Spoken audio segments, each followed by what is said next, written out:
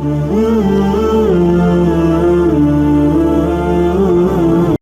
Number 4 سے تفسیر ہے، یسألونک کا ماذا احل لہم، وہ آپ سے پوچھتے ہیں اے نبی صلی اللہ علیہ وسلم کہ ان کے لیے کیا چیزیں حلال ٹھہرائی گئی ہیں۔ اے نبی کہہ دیجئے کہ تمہارے لیے ساری پاکیزہ چیزیں حلال ٹھہرائی گئی ہیں، جن شکاری جانوروں کو تم نے سدھایا ہو پروردگار کے دیے ہوئے علم کی بنا پر، within bracket ان کا کیا ہوا شکار بھی حلال ہے bracket close، وہ جس جانور کو تمہارے لیے پکڑ کر رکھیں اس میں سے کھاؤ within bracket، اور جانور کو شکار کے لیے چھوڑنے سے پہلے bracket close اس پر اللہ کا نام لے لیا کرو، اللہ سے ڈرتے رہو، بے شک اللہ بہت جلد حساب چکانے والا ہے۔ یسألونک ماذا احل لہم، وہ آپ سے پوچھتے ہیں کہ ان کے لیے کیا چیز حلال ہے۔ یہ سوال کیوں پیدا ہوا، اس کی کیا ریزن ہے؟ اس کی ریزن یہ ہے کہ اس سے پچھلی جو آیات ہم نے پڑھی اس کے اندر بعض ایسی چیزوں کی حرمت بیان ہوئی تھی کہ جن کے حلال ہونے کا گمان ہو سکتا تھا۔ مثلا درندے نے پھاڑا ہوا ہے ایک جانور، تو کیا درندے کا پھاڑا ہوا جانور حلال ہے؟ حلال کی صورت میں ہوگا جب وہ زندہ حالت میں جب اس نے پھاڑا اور وہ جانور ابھی زندہ تھا، اور زندہ ہونے کی صورت میں جب اس کو ذبح کر لیا تو پھر وہ حلال ہے۔ ایک سوال پیدا ہو رہا تھا نا، تو اب سوال مزید پیدا ہو رہے ہیں کہ جو شکاری جانور ہوتے ہیں، شکاری سدھائے ہوئے، ٹرین کیے ہوئے، تربیت یافتہ، وہ جب کسی شکار کرتے ہیں کسی جانور کا، اس کے متعلق کیا حکم ہے، اس کی علت و حرمت کے متعلق کیا حکم ہے۔ لوگوں نے کہا کہ بہتر یہ ہے کہ ہمیں تھوڑی سی ڈیٹیل جو ہے وہ اس کے حوالے سے بتا دی جائے۔ کس کے حوالے سے بتا دی جائے؟ شکاری جانوروں کے۔ قل احل لکم الطیبات، یعنی مختلف کوسچنز پیدا ہو رہے ہیں۔ لوگوں نے کہا ہمیں لسٹ بتا دیں کیا چیزیں حلال ہیں۔ اللہ نے کیا کہا؟ ساری پاکیزہ چیزیں تمہارے لیے حلال ہیں۔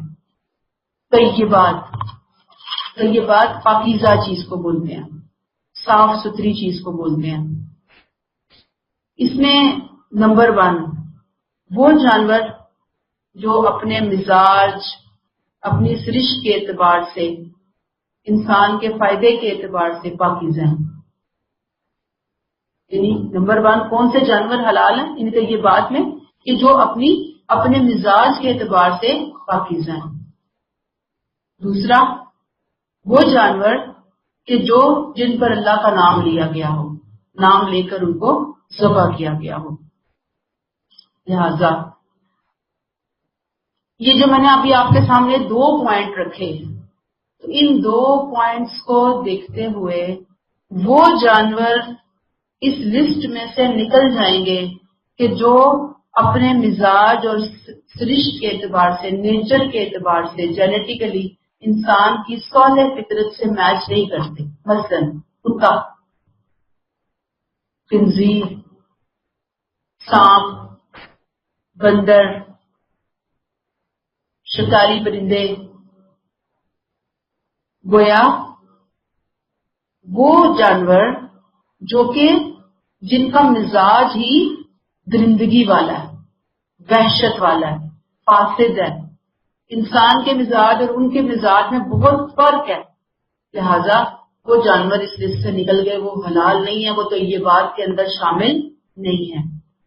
ایسے ہی وہ جانور بھی کہ جس کے اندر جو ویسے تو طیبات میں تھے لیکن باہر سے کوئی ایسی چیز آئی ہے جس نے اس کے اوپر اثر کیا، اس کی وجہ سے وہ جانور بھی طیبات کی صف سے نکل کر خبائث کی صف میں آ گئے۔ مثلا جانور مر گیا، حلال جانور تھا، انعام میں سے تھا، وہ مر گیا، اب وہ جانور جو کہ طیبات میں تھا، اب چونکہ وہ مر گیا، طبعی موت مر گیا، تو وہ جانور کیا ہے؟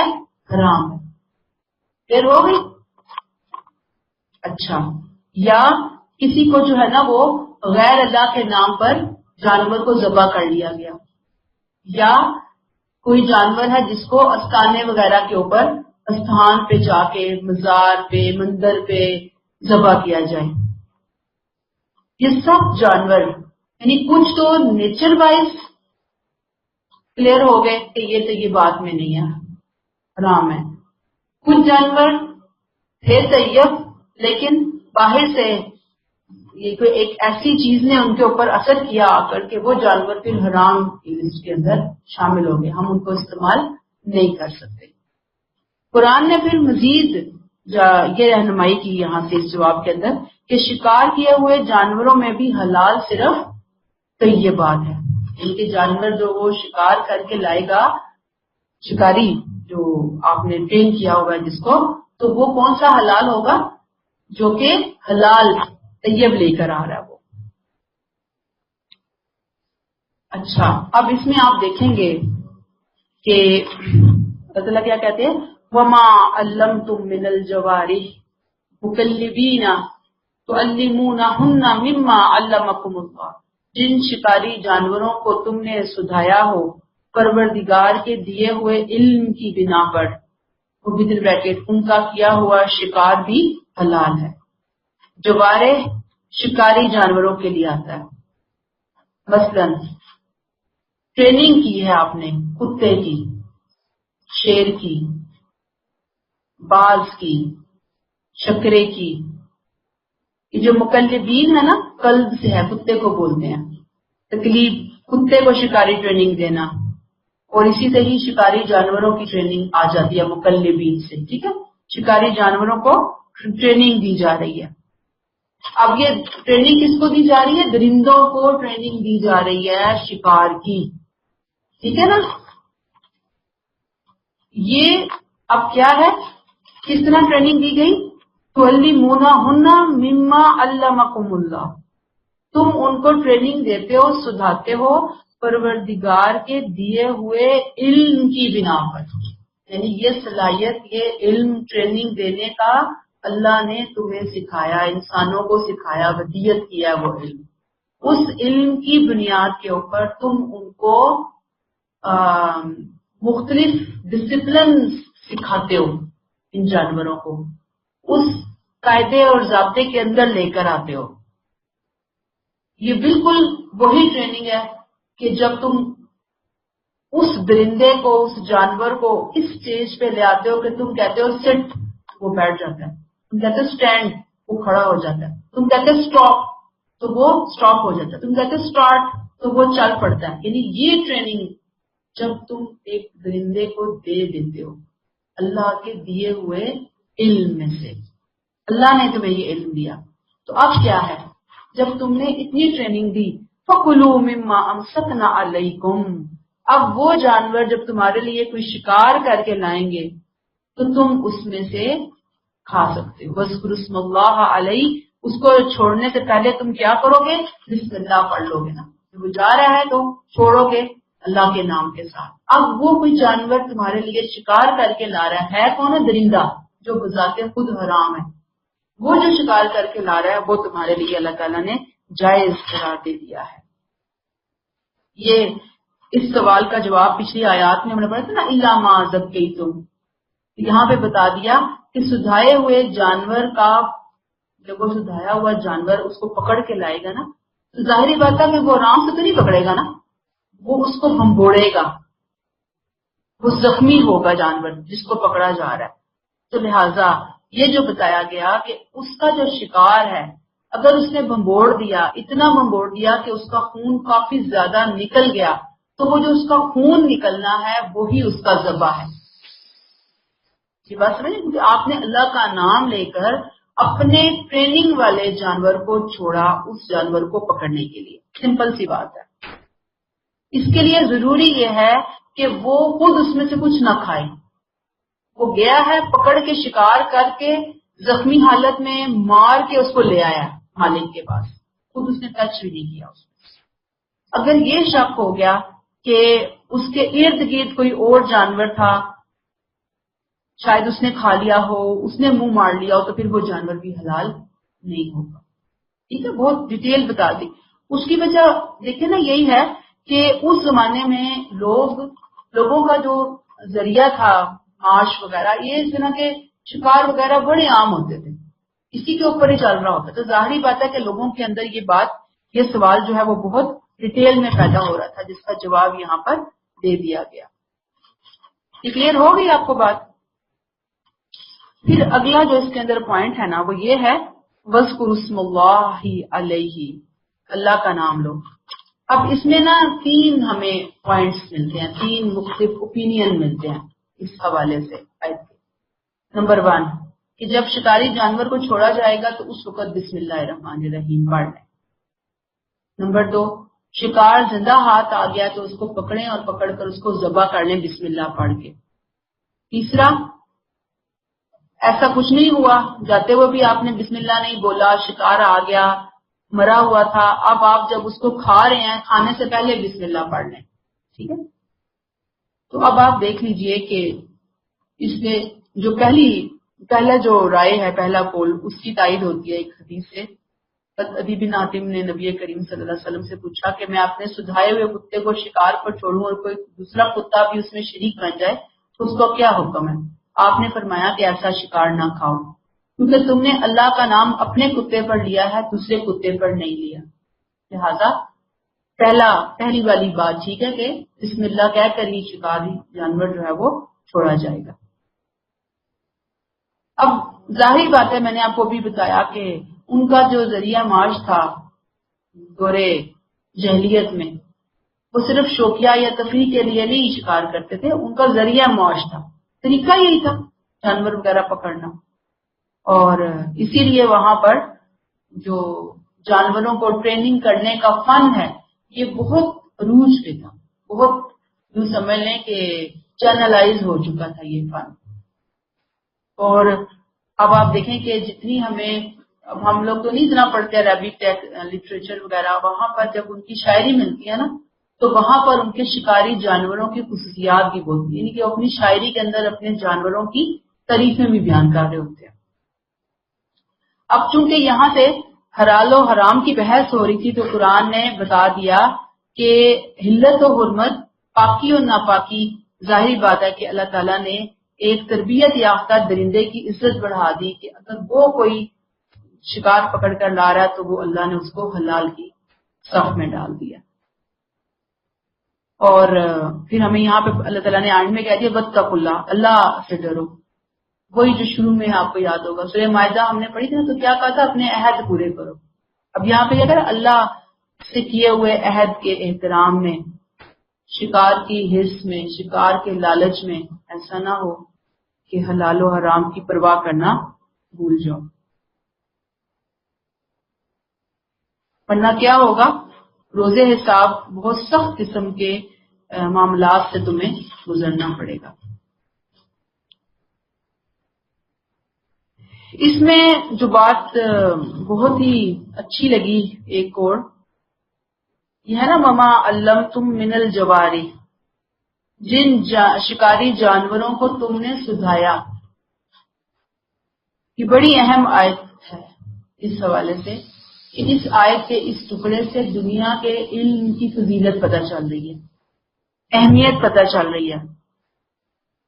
اس میں کوئی شک نہیں کہ اصل علم خیرکم من تعلم القرآن وعلمہ ہی ہے، ٹھیک ہے، افضل وہی ہے، لیکن باقی علوم بھی، دنیا کے علوم بھی کوئی برے علوم نہیں ہے، کیونکہ اللہ تعالیٰ کیا کہہ رہے ہیں؟ دنیا کے علوم میں سے ہم اس علم کو حاصل کرتے ہیں کہ جانوروں کو ٹریننگ دینی ہے تو جانوروں کو ٹریننگ دیتے ہیں۔ تو اللہ تعالیٰ نے کیا کہا؟ مما علمکم اللہ، اللہ نے جو تمہیں سکھایا، مما علمتم سے لے کر مما علمکم اللہ، اللہ نے تمہیں سکھایا۔ کتوں کو ٹریننگ دینے کی بات ہو رہی ہے اور اللہ تعالیٰ کیا کہہ رہے ہیں کہ وہ علم جو اللہ نے تمہیں سکھایا ہے۔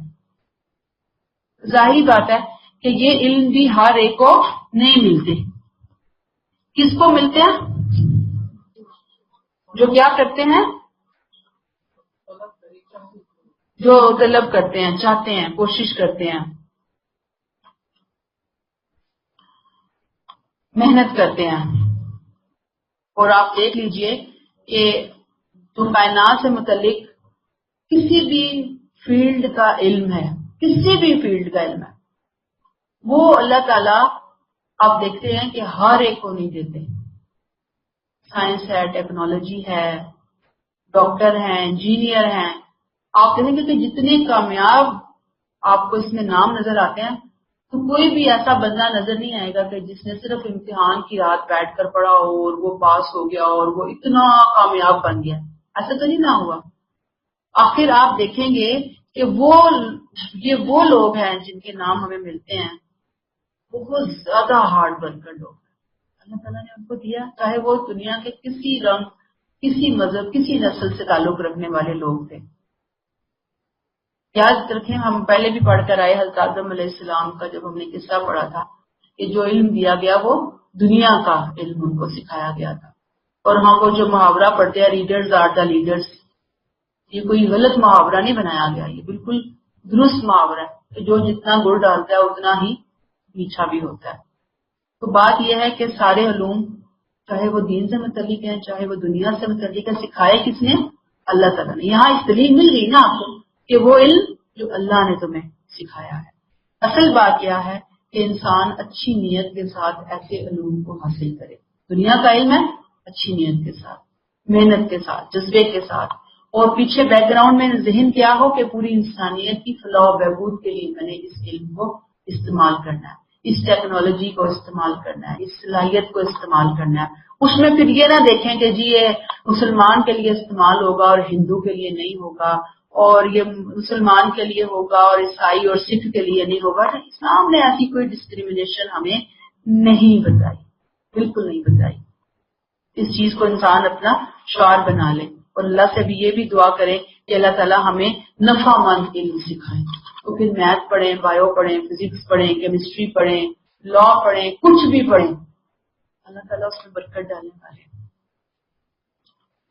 آج ہم اس میں ہی تھوڑا سیکنڈری طور پر یہ بھی جانیں گے کہ ترقی یافتہ جتنے ممالک ہیں وہاں پر جائیں تو آپ دیکھیں گے کہ وہاں پر پیٹس اور ڈاگس کے لیے باقاعدہ اسکول کھلے ہوئے ہیں، ٹریننگ اسکول، اکیڈمیاں کھلی ہوئی ہیں. باقاعدہ وہ اپنے ان پیٹس کو وہاں پہ چھوڑتے ہیں اور ان کو سکھاتے ہیں. ہاسٹلز ہیں، ہاسپٹلز ہیں ان کے پاس، ان کو باقاعدہ ان کے ایگزامز ہوتے ہیں، پھر ان کو پاس کیا جاتا ہے، کہیں ان کو فیل کیا جاتا ہے، پھر ان کو سرٹیفکیٹ دیا جاتا ہے.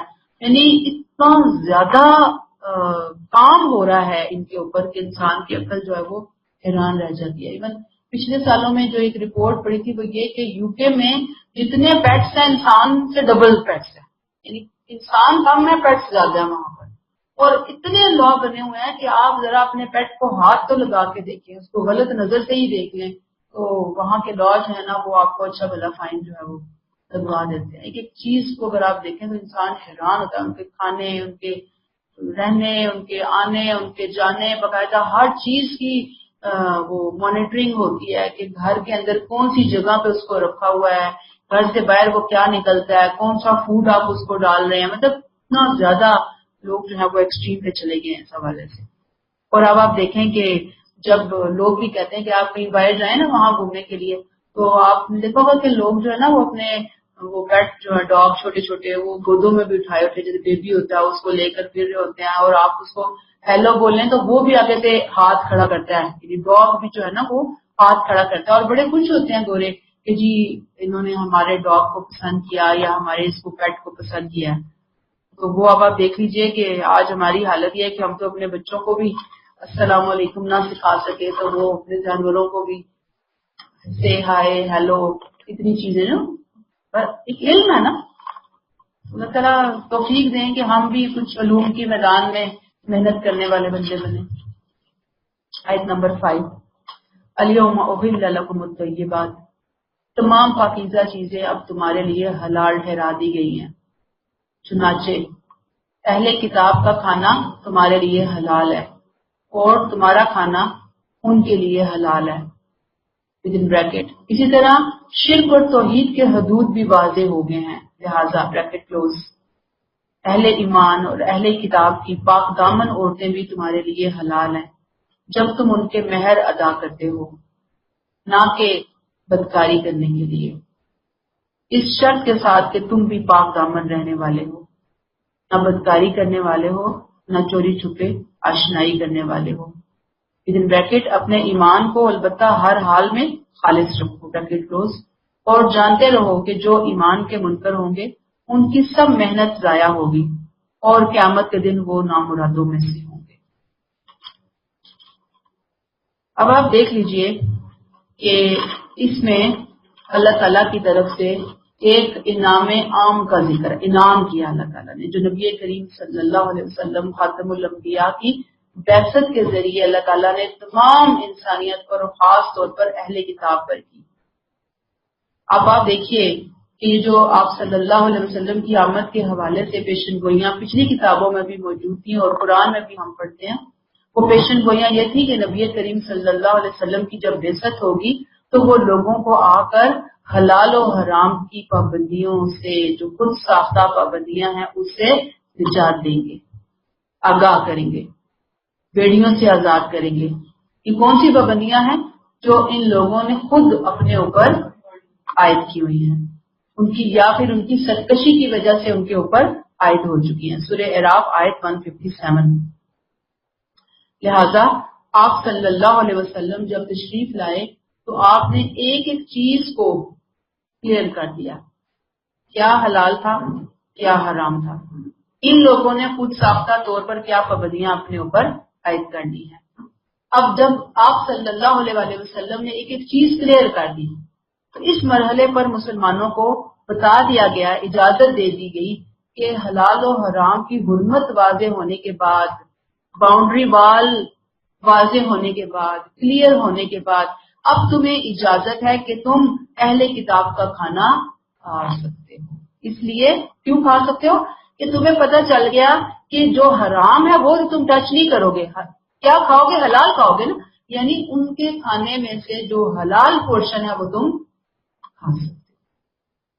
اب مسلمانوں پہ کلیئر ہو گیا کہ حلال اور حرام پورشن کون کون سے ہوتے ہیں، حرام کو تو مسلمان ٹچ نہیں کرے گا، تو یہ بات تم ان کے کھا سکتے ہو۔ ساتھ ہی یہ اعلان کر دیا کہ تمہارا کھانا اہل کتاب کے لیے حلال ہے، تم ان کا کھا سکتے ہو، وہ تمہارا کھا سکتے ہو۔ کیونکہ پابندیاں جو تھیں، جو انہوں نے خود اپنے اوپر عائد کی تھی نبی کریم صلی اللہ علیہ وسلم کی بعثت سے، وہ پابندیاں ہٹ چکی ہیں۔ یہ ان کی بدقسمتی تھی، نالائکی تھی۔ اب آپ دیکھیے، میں نے آپ کو جیسے بتایا کہ یہ پابندی کیوں اور کب ہٹائی گئی، کس موقع پہ ہٹائی جا رہی ہے یہ پابندی؟ جی ہاں جی، یعنی ہر چیز جو ہے وہ ان کو کلیئر ہو چکی ہے نا، کوئی چیز بھی ایسی نہیں ہے کہ جو چیز ان کو کلیئر نہیں ہوئی تھی، حلال و حرام واضح ہو چکے تھے، ان کو بدعت بتا دی گئی، ان کو خبائث بتا دیے گئے۔ اور یہاں پہ بات پھر وہی ہے، جو اجازت دی ہے مسلمانوں کو، وہ کیوں دی ہے؟ تاکہ مسلمان دنیا سے کٹ نہ جائیں، سوشل بائیکاٹ نہ کر لیں وہ پوری دنیا کا۔ لیکن آپ مسلمانوں کو کہہ دیا جاتا ہے تم ان کا کھانا نہیں کھا سکتے، حرام ہے۔ تو پھر بتائیں، مسلمانوں کے تعلقات، مسلمانوں کی ٹریولنگ، مسلمانوں کا آنا جانا، ہر چیز کس قدر مشکل ہو جاتی۔ اللہ تعالیٰ نے یہاں پر یہ بتا دیا کہ تم دنیا کی دیگر ساری قوموں سے تعلقات رکھو، لیکن بس وہ جو پابندی عائد ہے نا، جو تمہیں بتا دیا کہ ان کے دسترخوان پہ 10 چیزیں ہوں گی تو تم نے کس کو ہاتھ لگانا ہے اور کس کو ہاتھ نہیں لگانا، یہ تمہیں پتہ ہے، یہ کلیئر ہو گئی ہے بات ساری۔ یہ نہیں کہ سارا ہی حرام ہے، سارا تو کوئی بھی حرام نہیں رکھتا، چند ایک چیزیں ہوں گی نا جو کہ حرام ہوں گی ان کے دسترخوان پر، تو حلال ہوں گی، کھائیں آپ، اجازت ہے تمہارے لیے۔ پھر اس میں آپ دیکھیں گے یہ جو کہا نا، طعام الذین اوتوا الکتاب حل لکم وطعامکم حل لہم، یہ کلیئر ہو گئی نا آپ کو یہ بات۔ اور پھر اس میں آیا اوپر جو ہے الیوم احل لکم الطیبات، آج کے دن، الیوم، یہ جو الیوم کا لفظ ہے نا، اس سے مراد، آج کے دن سے مراد کوئی آج کا اسپیسیفک دن نہیں ہے، بلکہ ٹائم پیریڈ ہے کہ یہ ٹائم پیریڈ آ گیا نبی کریم صلی اللہ علیہ وسلم کی بعثت کا، اب تمہیں اجازت دی جا رہی ہے۔ کلیئر ہو گئی یہ بات۔ اور پھر اگلی اجازت کیا دی گئی؟ والمحصنات من المؤمنات والمحصنات من الذین اوتوا الکتاب من قبلکم، محسنات پاک دامن شریف مسلمان عورتوں کا نکاح جائز ہے. مسلمان عورتوں کا نکاح، مسلمان عورتوں سے نکاح تم کر سکتے ہو. ایسے ہی جو اہل کتاب کی محسنات ہے، یہ بڑی امپورٹنٹ بات ہے. اہل کتاب کی والمحسنات من الذین اوتوا الکتاب من قبلکم، تم سے پہلے جو کتاب دیے گئے اہل کتاب، ان کی جو محسنات ہیں ان سے بھی تم نکاح کر سکتے ہو. محسنات سے مراد اچھی اخلاق والی عورتیں، عزت دار عورتیں، شریف عورتیں. یاد رکھیے محسنات کی کا لفظ یہ شرط ہے. محسنات کے لفظ میں ایک شرط چھپی ہوئی ہے کہ کسی آوارہ بد چلن سے شادی نہیں کرنی. خاندانی شریف عورت، ٹھیک ہے نا، اہل کتاب کی خاندانی اور شریف عورت سے شادی کر سکتی ہے. جیسے ان کے دسترخوان سے صرف طیبات کھایا جا سکتا ہے، ایسے ہی ان کی عورتوں میں سے صرف محسنات سے شادی ہو سکتی ہے. یہ تمہیں کلیئر کر کے اللہ تعالیٰ نے بتا دیا. ظاہری بات ہے اس وقت ایک بہت اہم نقطہ جو مسلمانوں کے سامنے تھا وہ یہ کہ جو یہ شادی کی اجازت دی گئی تھی اس کی وجہ یہ تھی کہ اس وقت مسلمانوں کا روب اور دبدبہ جو ہے وہ قائم ہونا شروع ہو گیا تھا، بڑھنا شروع ہو گیا. مسلمان اب بہت اپر ہینڈ رکھنا شروع ہو گئے تھے باقی جو مذاہب ہیں. جی ہاں، تو اب اس میں یعنی یہ صورتحال بن رہی تھی کہ جب غیر مسلموں کی خواتین مسلمان گھرانوں میں آئیں گی تو مسلمان اپنے ایمان، اخلاق، عقیدے کے اعتبار سے اتنی بلندی کے اوپر ہیں کہ مسلمان ان کے رنگ میں رنگنے کی بجائے وہ مسلمانوں کے رنگ میں رنگی جائیں گی اور جلد ہی وہ اپنا دین چھوڑ کر مسلمانوں کے دین کو اختیار کر لیں گی. اور ایسا ہوا. ٹھیک ہے، اسی وجہ سے آپ دیکھیں کہ ہمیں یہ اجازت دی گئی کہ ان کی عورتوں سے نکاح کرو. یہ اجازت نہیں دی گئی اپنی عورتیں ان کے نکاح میں دو، کیونکہ عورت نے جا کر عموماً وہ رنگ اختیار کرنا ہوتا ہے جس رنگ میں وہ جا رہی ہوتی ہے رنگنے کے لیے. بہت کم عورتیں ہوتی ہیں کہ جو وہاں پہ بھی جا کے اپنا ہی رنگ اختیار کرتی ہیں، ادروائز چینج ہو جاتے ہیں. اس وقت اس لیے جو ہے یہ اجازت دی گئی تھی. سورہ نساء آیت 24 اور 25 میں محسنین غیر مصافحین میں ہم بات کر کے آئے ہیں اسی ٹاپک کے اوپر، اگر آپ کو یاد ہو. پھر کیا کہا کہ اذا آتیتموہن اجورہن محسنین غیر مصافحین ولا متخذی اخدان، ان کے مہر ان کو دے دو گے، ٹھیک ہے، اور وہ کون ہے؟ بدکاری کرنے والی نہ ہوں، چوری چھپے محسن ہوں، پاک دامن ہوں. اور پھر یہ کہ تم اس شرط کے ساتھ کہ چوری چھپے آشنائیاں نہ کرو. میں نے آپ کو وہاں پہ بھی بات کلیئر کی تھی کہ آشنائی کی اجازت تو کسی صورت میں بھی اللہ تعالیٰ نے کسی کو نہیں دی. غلام اور لونڈیوں کے ساتھ بھی اجازت نہیں ہے. پھر فرمایا وَمَن يَكْفُرْ بِالْإِيمَانِ فَقَدْ حَبِطَ عَمَلُهُ، اور جانتے رہو کہ جو ایمان کے منکر ہوں گے ان کی سب محنت ضائع ہو جائے گی اور وہ آخرت میں خسارہ پانے والوں میں سے شامل ہوں گے. یہاں پہ کفر بالایمان کا مطلب کیا ہے کہ ایک طرف تو انسان اللہ اور اس کے رسول کو ماننے کا دعویٰ کرے، ساتھ ہی اپنی خواہشات کے پیچھے پڑ کر حلال و حرام کی پابندیاں توڑ کر حرام کے اندر جا پڑے، خواہشات کو اس نے اپنا سربراہ بنایا ہوا ہو. اللہ تعالیٰ کے ہاں یاد رکھیے وہی ایمان معتبر ہے جو اللہ کی بتائی ہوئی شرائط کے مطابق ہوتا ہے. ادروائز سارا ایمان جو ہے وہ اللہ تعالیٰ پھر انسان کے جو نام نہاد ایمان ہے وہ اس کے منہ پر دے ماریں گے. کلیئر ہو گئی آپ کو آیت نمبر 6. یا ایھا الذین آمنوا اذا قمتم الی الصلاۃ فاغسلوا وجوہکم ودن بریکٹ اہل ایمان یہی پاکیزگی خدا کے حضور میں آنے کے لیے بھی چاہیے. کون سی پاکیزگی؟ ابھی ہم کھانے پینے کی پاکیزگی کی بات پڑھتے چلے آ رہے ہیں نا. تو اللہ کیا کہتے ہیں کہ یہ پاکیزگی جو کھانے پینے کے اندر ہے یہی پاکیزگی اللہ کے حضور میں آنے کے لیے بھی چاہیے. Bracket close. لہذا جب تم نماز کے لیے اٹھو تو اپنے منہ اور ہاتھ کونیوں تک دھو لو اور سروں کا مسح کر لو اور اپنے پاؤں ٹخنوں تک دھو لو۔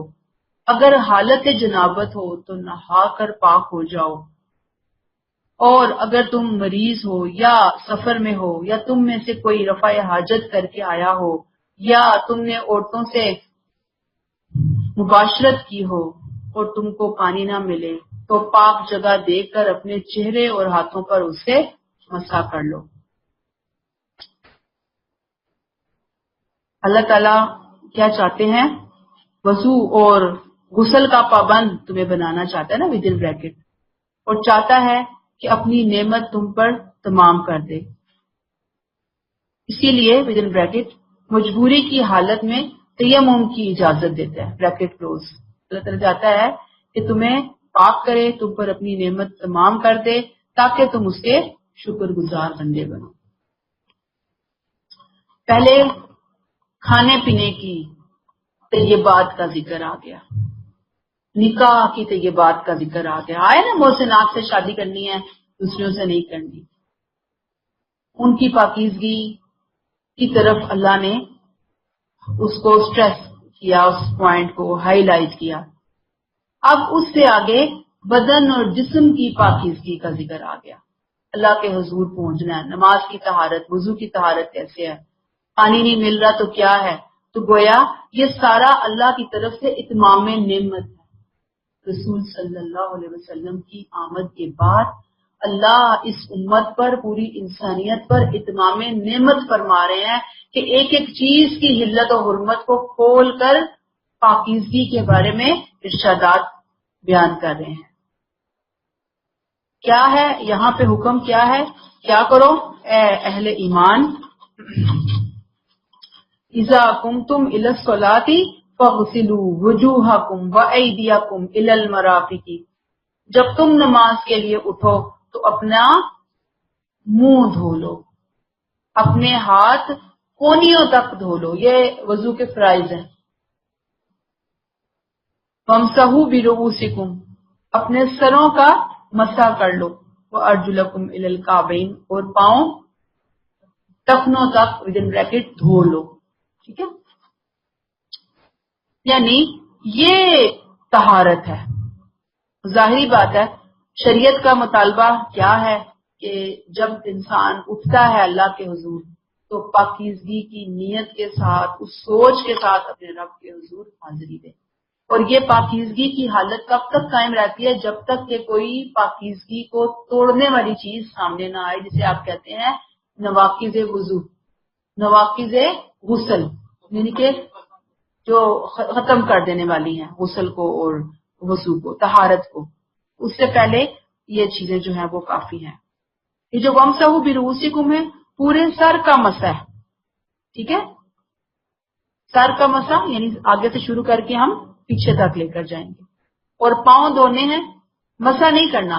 یہ جو آیت ہے نا، آیت کا یہ ٹکڑا وارجلکم الی الکعبین، اب ہم یہاں پہ تو زیادہ تر کو عربی نہیں آتی، لیکن اگر آپ عربی پڑھیں تو آپ کو اس پوائنٹ کے اوپر بے شمار تفصیل ملتی ہے۔ کچھ کہتے ہیں کہ نہیں، چونکہ اس آیت کے پہلے حصے میں آیا نا وامسحوا برؤوسکم وارجلکم الی الکعبین، تو وہ کہتے ہیں پاؤں دھونے نہیں ہے، پاؤں کا بھی مسح کرنا ہے۔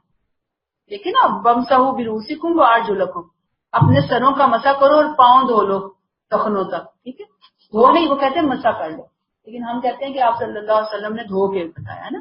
تو ہم صرف عربی گرامر سے نہیں قرآن کو لے رہے ہوتے، ہم نبی کریم صلی اللہ علیہ وسلم کی سنت اور اسوہ سے بھی لے رہے ہوتے نا۔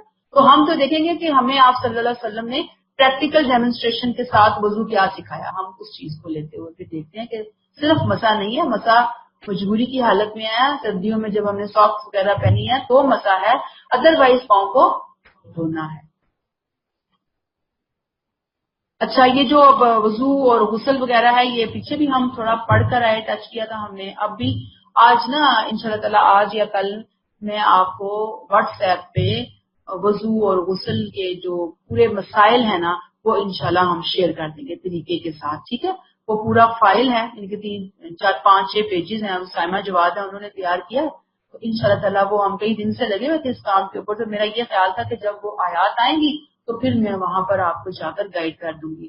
تو جب آپ وہ گھر جائیں اور جو آن لائن لوگ ہیں، واٹس ایپ پہ لوگ ہیں، جب اس کو پڑھ لیں، اگر کوئی پھر اس کے بعد کوشچن ہوتا ہے پھر آپ کوشچن پوچھ سکتے ہیں۔ ٹھیک ہے، پھر کیا کہا گیا؟ وَإِن كُنتُمْ جُنُبًا فَطَّهَّرُوا، اگر حالت جنابت ہے تو نہا کر پاکیزگی حاصل کر لو. یہی سورہ نساء آیت 43 میں بھی ہم پڑھ کر آئے ہیں اگر آپ کو یاد ہو.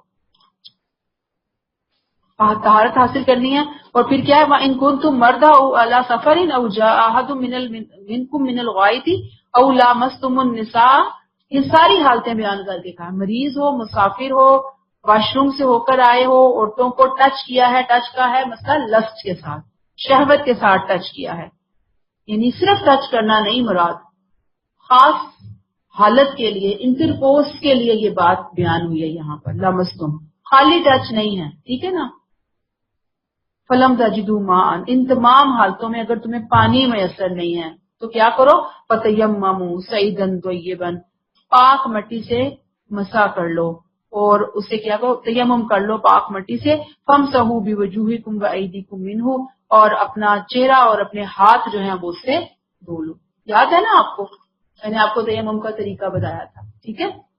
ایسے ہاتھ جہاں پہ بھی ڈسٹ ہے اس کے اوپر ہاتھ ماریں گے. آپ ہاتھوں کو پھونک ماریں گے، یا ہاتھوں کو ایک دوسرے کے اوپر بھی مار سکتے ہیں، پھونک بھی مار سکتے ہیں. اور پھر یہ ہاتھوں کو ارد گرد کریں گے، اپنے ہاتھوں کو جیسے دھوتے ہیں ہم ہاتھ، جیسے مٹی سے ہاتھ دھو رہے ہیں، جیسے صابن سے دھوتے ہیں، تو یہ ذہن میں رکھتے ہیں جیسے مٹی سے ہم نے ہاتھ دھوئے ہیں. وہ نہیں کہ مٹی مل لینی ہے اپنے آپ کو، ہلکی سی ڈسٹ سے نظر بھی نہیں آ رہی ہوتی. یہ علامتی اظہار ہے خود کو پاکیزگی کی حالت میں لے کر جانے کا. اور پھر پورے چہرے کے اوپر ایسے کر کے ہاتھ مان لینا ہے، تو یہ مسح ہو جاتا ہے ہمارا. پھر کیا فرمایا؟ ما یرید اللہ لیجعل علیکم من حرج، اللہ تم پر کوئی تنگی نہیں کرنا چاہتا. یعنی اگر کسی نے اپنے آپ کو پابندی میں محسوس کیا ہوا ہے کہ ابھی یہ کیا اللہ تعالیٰ نے کہا غسل کرو، ہر نماز کے لیے وضو کرو، پھر پاک نہ پاک ہے تو پھر پاک ہو جاؤ، پابندی ہے نا ایک طرح سے. ایک اللہ تعالیٰ نے یعنی کہ ایک قید لگا دی کہ پاکی حاصل کرنی ہے اور یہ پروسیجر ہوگا پاکی حاصل کرنے کا. اللہ تعالیٰ نے کہا کہ یہ پابندیاں اللہ نے بندوں کو مشقت میں ڈالنے کے لیے عائد نہیں کی. اللہ تو اتنے پیار کرنے والے، اتنے رحیم، اتنے شفیق ہے. اگر ایسی بات ہوتی تو اللہ تعالیٰ سفر میں، بیماری میں، مشکل میں تیمم کی اجازت کیوں دیتے؟ رخصت دی ہے نا اللہ تعالیٰ نے. اصل میں اللہ تعالیٰ یہاں پر کیا چاہتے ہیں؟ بندوں کو زیادہ سے زیادہ پاکیزہ بنانا چاہتے ہیں، پاکیزہ بنانا چاہتے ہیں. اللہ چاہتے ہیں کہ بندے اس طرح قدوسیوں کا مقام حاصل کریں. پاک فرشتوں کی محفل میں بندے، جو محفلیں اللہ کے پاس ہوتی ہیں نا، بندے بھی پاکیزگی کے ساتھ ان محفلوں تک پہنچیں، اللہ کا قرب حاصل کریں. اور پھر اصل پاکیزگی تو اندر کی پاکیزگی ہے. اور پھر نماز کے لیے اصل میں ظاہر کی پاکیزگی اور غسل کی پاکیزگی، جو ظاہر کی پاکیزگی ہے وہ فرض کی گئی، اس لیے کہ اندر اور باہر کی پاکیزگی کا یوں سمجھ لیں ایسا ہی تعلق ہے جیسے روح اور جسم کا تعلق ہے. اندر کی ہوگی تو باہر کی ہوگی. اسی لیے اللہ تعالیٰ نے نماز کے لیے وضو کا اور ناپاکی کی حالت میں غسل کا حکم دیا. اللہ تعالیٰ کیا کہتے ہیں؟ ما یرید اللہ لیجعل علیکم من حرج، اللہ تمہیں کسی تنگی میں نہیں ڈالنا چاہتے، بلکہ یرید لیطہرکم، اللہ تمہیں پاک کرنا چاہتے ہیں. کیونکہ اللہ خود پاک ہے. اللہ نے جو جنت بنائی ہے وہ پاکیزہ لوگوں کے لیے ہے. اور میں آپ کو شروع سے بتاتی چلی آ رہی ہوں کہ ہمارے دین کی ایک اہم ترین میجر جو چیز ہے وہ پاکیزگی ہے. ہماری تمام عبادات، ہمارا تمام اخلاق ہمیں اندر اور باہر سے پاک بنانا چاہتا ہے. یہ اللہ تعالیٰ کا مشن ہے، یہ اللہ تعالیٰ کا مقصد ہے، یہ اللہ تعالیٰ کی تعلیم ہے. اور پھر کیا اللہ نے اینڈ میں فرمایا؟ وَلِيُتِمَّ نِعْمَتَهُ، تاکہ اللہ تم پر اپنی نعمت پوری کرے. یعنی کہ جب ہم نماز کی حالت میں وہ نماز ہمیں پڑھنی ہوتی ہے اور وضو نہیں کر پا رہے ہوتے، پانی کی وجہ سے، بیماری کی وجہ سے غسل کرنا ہوتا ہے، نہیں کر رہے ہوتے، تو اللہ تعالیٰ نے تیمم کا حکم دے کر اپنی نعمتیں بندوں کے اوپر پوری کی، اتمام نعمت کیا ہے. ہم دیکھیں گے کہ تیمم کے حوالے سے ہم سورہ نساء میں پڑھ کر آئے ہیں کہ یہود کے ہاں طہارت کے بارے میں بڑی سختیاں تھیں، بڑی پابندیاں تھیں، بڑے سخت احکام تھے ان کی شریعت میں. اور اوپر سے ان کے جو مفتی تھے نا فقہا، انہوں نے دین کو اور مشکل بنا دیا تھا. تیمم کا کوئی تصور نہیں تھا ان کے ہاں. جب قرآن میں تیمم کا یہ حکم نازل ہوا تو انہوں نے مسلمانوں کا بہت زیادہ مذاق اڑایا اور کہنے لگے کہ مسلمانوں سے زیادہ تو مکہ کے مشرکین ہیں، انہیں تو کم از کم کچھ سینس ہے، نعوذ باللہ مسلمانوں کو تو کوئی سینس ہی نہیں ہے. تو بہرحال یہ جو یہودیوں کا رویہ تھا غلو والا، اسراء اور اغلال والا، نبی کریم صلی اللہ علیہ وسلم نے آ کر اس کو دور کیا. اسی لیے طہارت کے حوالے سے اللہ نے تیمم کی اجازت دے کر اپنی نعمت بندوں کے اوپر پوری کر دی. اور وہ جو برکتیں تھیں امت کے اوپر اللہ تعالیٰ کی طرف سے سہولت کی شکل میں، رخصت کی شکل میں، جیسے ہم نماز قصر پڑھتے ہیں، وضو کا ہے قائم مقام تیمم کو بنا دیا، غسل کا قائم مقام تیمم کو بنا دیا. تو یہ ایک برکت کی چیز ہے، اللہ کی رحمت کی چیز ہے. اسی لیے ہر آن اللہ تعالیٰ کی کا شکر جو ہے وہ ہمارے اوپر واجب ہے. یہ بات کلیئر ہوئی؟ اچھا، پھر اس کے اندر نا ایک چیز ہم اور دیکھ لیتے ہیں. میں ایک دو آیتوں کو بیچ میں سے دوبارہ ایکسپلین کروں گی. اتنا نا وَإِن كُنتُم مَرْضَىٰ أَوْ عَلَىٰ سَفَرٍ أَوْ جَاءَ أَحَدٌ مِّنكُم مِّنَ الْغَائِطِ. یہ جو غائط ہے نا، پہلے لوگ جو تھے نا وہ آپ کو پتا ٹوائلٹس تو نہیں ہوتے تھے، تو وہ کہاں جاتے تھے؟ دور اور تھوڑا سا نیچے اتر کر گھاٹی کے اندر. گھاٹیاں شاٹیاں بہت ہوتی تھی، تو گھاٹی کے اندر جا کر وہ رفع حاجت سے فارغ ہوا کرتے تھے، لوگوں کی نگاہوں سے چھپ کر. یہ بالکل ایسے ہی ہے کہ جیسے اللہ تعالیٰ کہے نا کہ تم میں سے کوئی آئے ایسی جگہ سے، تو یہ ایسے ہے جیسے تم میں سے کوئی ٹوائلٹ سے ہو کر آئے. ٹھیک ہے، ٹوائلٹ استعمال کر کے آئے، یعنی غائط. او جاء احد منکم من الغائط، رفع حاجت کر کے آئے، کوئی تم میں سے ٹوائلٹ سے ہو کر آیا. یہ کلیئر ہو گئی؟ تو تیمم کر لو.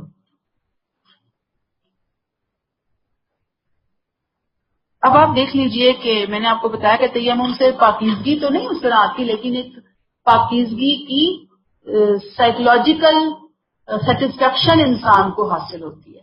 اللہ کی طرف سے حکم ہے نا، اللہ نے اس کو الٹرنیٹ قرار دیا. اگر اللہ تعالیٰ کہتے ہیں کہ نہیں جی ہر صورت میں آپ نے غسل ہی کرنا ہے، وضو ہی کرنا ہے، تو انسان پھر کیا کر سکتا تھا اس وقت؟ ٹھیک ہے، آیت نمبر 7 بس پڑھ لیں پھر ختم کرتے ہیں. وَاذْكُرُوا نِعْمَتَ اللَّهِ عَلَيْكُمْ، اس رعایت سے فائدہ اٹھاؤ ودن بریکٹ کلوز، اپنے اوپر اللہ کی نعمت کو اور اس عہد کو یاد رکھو جو اس نے تم سے لیا جبکہ تم نے اقرار کیا کہ ہم نے مانا اور اطاعت قبول کی. بریکٹ کلوز، اسے یاد رکھو، اللہ سے ڈرتے رہو، بے شک وہ دلوں کے راز تک جانتا ہے.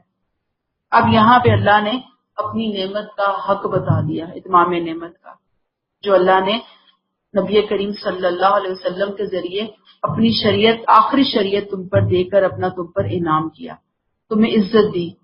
کہ اللہ تعالیٰ نے کہا تمہیں اللہ نے جو عزت دی ہے اسے بھولنا نہیں. یہود کی طرح، یہود تو بھول گئے تھے نا، ان کے نبیوں نے ان کو بھی عزت دی تھی اللہ کے حکم سے، لیکن انہوں نے اس کو گما دیا، بھلا دیا.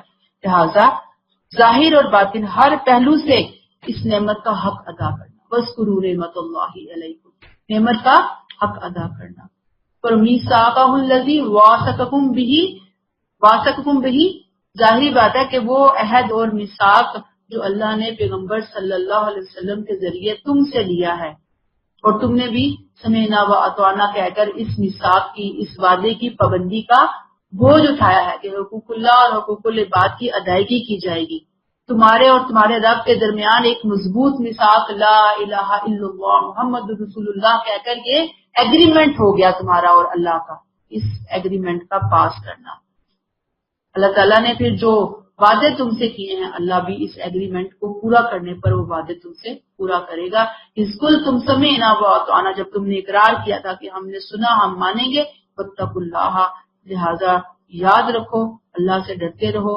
ان اللہ علیم بذات الصدور، یاد رکھو کہ اللہ دلوں کے راز تک کو جانتا ہے. پھر یہاں پہ روک لیتے ہیں.